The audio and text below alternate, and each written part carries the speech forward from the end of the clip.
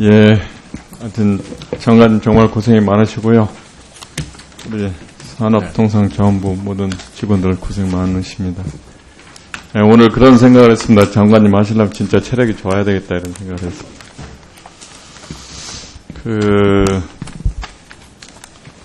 제가 복합 쇼핑몰 관련해서요. 네. 산업부에서 좀 통계를 한번 좀 뽑아서 직접. 예. 그 복합 쇼핑몰이 인근 지역 상권에 어떤 변화를 주고 있는지에 대해서 한번 통계를 한번 해봤으면 좋겠습니다. 뭐 이렇게 통계청 통계에 의하면은 2015년도에 폐업한 장애업자가 89,000명. 그 다음에 복합 쇼핑몰 입점으로 반경 15km 내에 중소상인 매출 감소가 46.5%. 그 다음에 소상공인 시장진흥공단에서 보면은 뭐 영등포, 파주, 롯데 아울렛, 뭐 고양, 신세계 이런 예로 들었는데요. 주변 소매점 매출이 평균 46.5% 감소하고 음식업종은 70%, 의료업종은 53%, 개인 서비스업 42%, 임의용은 38%씩 이렇게 감소한다고 나옵니다. 그래서 이런 복합 쇼핑몰 관련해서 인근 상권에 어떤 영향을 주고 있는지 좀 잘 파악을 해서 대응했으면 좋겠습니다.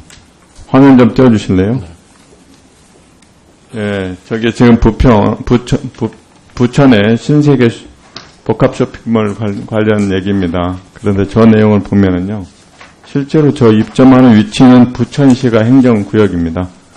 그러나 그 옆에 상권들은 다 부평, 계양에 미치고 있습니다. 그래서 지금 저 규모는 11만 6천 평에 상업시설만 7천 평에 대한 초대형입니다.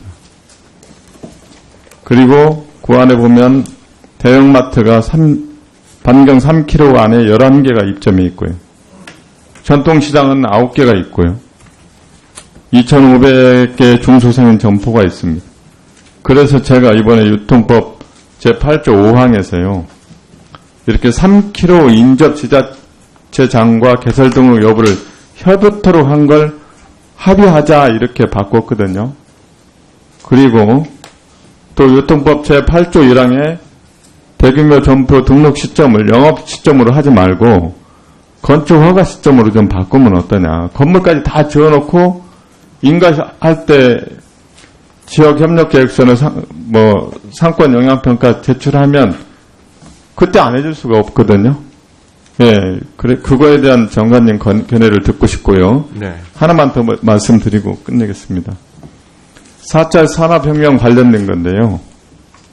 4차 산업혁명 관련해서 우리 실장에 맞고 잘할 수 있는 분야가 어떤 것이 있는지, 그리고 그거에 산업부가 선제적으로 어떤 조치를 하고 있는지 이렇게 묻고 싶습니다. 그리고 무엇보다도 지능정보 핵심 인재가 중요한데 지능정보 핵심 인재 육성을 위해서 산업부는 어떤 역할을 하고 있는지, 그 다음에 또 4차 산업혁명에 따라서 발생에 예결되는 여러 가지 부정적 측면이 있을 겁니다.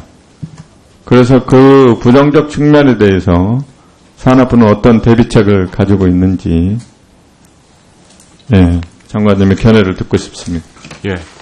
먼저 의원님 말씀하신 대로 복합 쇼핑몰 관련돼 가지고는 이게 사실 쇼핑하고 문화를 동시에 즐기려는 그 소비자 경향이 있습니다. 예. 이 트렌드를 무시하기는 좀 어렵거든요. 네, 그럼에도 불구하고 이제 이렇게 인접 시군간에 시간 때문에 그런데 네. 제가 딱 한 말씀만 드리겠습니다. 그리고 답변해 주십니다. 지금 우리의 복합 쇼핑몰의 문제는 뭐냐면요. 우리나라가 땅이 넓어가지고 한 시간 정도 가서 이렇게 쇼핑하는 문화 같으면 괜찮습니다. 문화도 즐기고 쇼핑도 즐기고. 그런데 우리나라는 국토가 좁고 인구 밀도가 높은 나라 아니겠습니까? 네. 그러면 이 인근 중소상인들하고 이해관계가 첨예하게 상충되기 때문에 복합 쇼핑몰을 그렇게 신산업으로 육성한다는 장관님의 생각이 좀 문제가 있다고 보는 겁니다. 왜냐하면 저기 산자부 유통산업 발전 5개년 계획에 따르면 유통산업 1분 드릴게요. 유통산업 발전 기본계획 2014년도에 나온 거 보면은요, 유통산업 경쟁력 강화해가지고 복합 쇼핑몰을 신산업으로 육성한다 이렇게 미래지향적 유통산업 발전 방향해가지고 산업부에서 이렇게 내놓고 있습니다. 그래서 지금이라도 우리나라의 특수성이 있지 않겠습니까? 국토는 좁고 인구 밀도는 높고 그런데 아까도 말한 대로 3km 반경 내에 복합 쇼핑몰이 11개가 들어있잖아요. 그러면 어떤 구멍가게가 살아남을 수 있겠습니까? 그래서 지금이라도 우리나라에 맞는 복합 쇼핑몰을 맞는 제도나 법을 만들 필요가 있다 이런 생각이 듭니다. 네. 그 의원님 주신 사항에 대해서 그 답변을 드리겠습니다. 그 복합 쇼핑몰 규모나 지리적 위치에 따라 가지고 그 여러 지자체, 특히 인근 지자체 상권에 영향을 줄 수 있다는 점에 대해서는 저도 공감을 합니다. 그래서 이제 저희가 그 유통법 올 7월 7일서부터 이제 시행하는 거 보게 되면 반드시 의견을 인접 지자체에 묻도록 돼 있고 그 의견을 제시할 수 있도록 돼 있는데 그걸 이제 의원님 제시하신 것처럼 그 합의로 하게 되면 그 관할 지자체장 입장에서 보면 자기 권한이 훼손된다고 생각을 하면서 그 지자체 간의 그 갈등 소지도 있습니다. 그래서 이런 점도 좀 감안을 해주셔가지고 일단은 협의로 운영을 해보면서 그 보완이 필요한 부분이 뭐가 있을까 이렇게 가는 게 맞지 않나 하는 생각이고요. 네. 네. 네. 네. 3km 반경 내에 있는 재래시장이나 이런 상권들과 협의토록 하는 거. 네. 최소한. 네. 그러니까 인허가를 합의토록 하는 것이 불가능하다면 저는 그렇게 했으면 좋겠는데요. 그게 어려우면 반경 3km 내에 있는 행정구역을 불문하고 반경 3km에 있는 재래시장에 대해서 지역협력에서 상권 영향권과 같이 대체되도록 하는 거예요. 이런 걸 할 수 있지 않겠습니까? 그런데 그것도 역시 이제 인근 지자체장 간의 그 갈등이라든가 지자체 간의 그 갈등 소지는 있는 거거든요. 그래서 그런 부분들, 네. 공무원들의 얘기입니다. 실제로 상권은 이런 경우에 보면은 9,000원 재래시장 하나밖에 없습니다.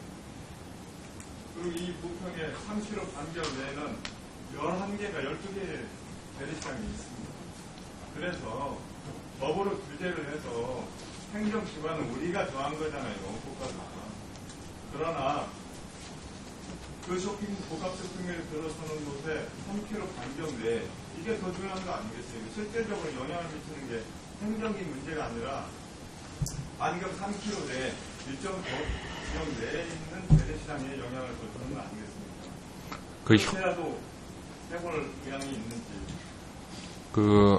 한번 생각은 해보겠습니다만 지역협력 계획서를 할 때 아마 정신이 제대로 박힌 지자체장이라면 인접 지역이 바로 인근에 있어가지고 논란했을 때 그런 부분을 아마 생각하지 않을까 이런 생각이 들고요. 지자체장이 우리 장관님만 가셨으면 좋겠습니다. 네. 그 4차 산업혁명 관련돼가지고 저는 우리가 제조업하고 ICT를 융합하는 그 산업이 가능성이 높고요. 특히 에너지 신산업, 이것도 제조업하고 ICT랑 융합이 되고, 바이오 헬스라든가 고급 소비재 산업 같은 것들이 그 가능성이 있다고 보고요. 지능정보 육성, AI 관련돼가지고 산업부가 할 수 있는 거는 지능정보 육성은 시스템 반도체로 됩니다. 그래서 시스템 반도체 산업을 어떻게 키우느냐 하는 거 하나. 그 다음에 이걸 실제로 활용할 수 있는 인더스트리를 만들어줘야 됩니다. 그게 뭐냐면 무인기라든가 무인 자동차라든가 이런 것들이거든요. 이런 수요 산업하고 연계시켜주는 게 있고, 그리고 부정적인 측면은 아마 노동하고 관계에서 어떤 역할이 될까. 예를 들면 산업 로봇이 AI 기능까지 갖게 되면 사람하고 많이 비슷해지지 않겠습니까? 그런 경우에 그러면 노동자를 대체할 때 어떻게 할 거라든가 이런 부분들에 대해서 좀 스타디를 해볼 필요가 있다고 봅니다. 네, 감사합니다. 이동수 의원님 수고하셨고요. 이찬열 의원님 질의해 주시기 바랍니다.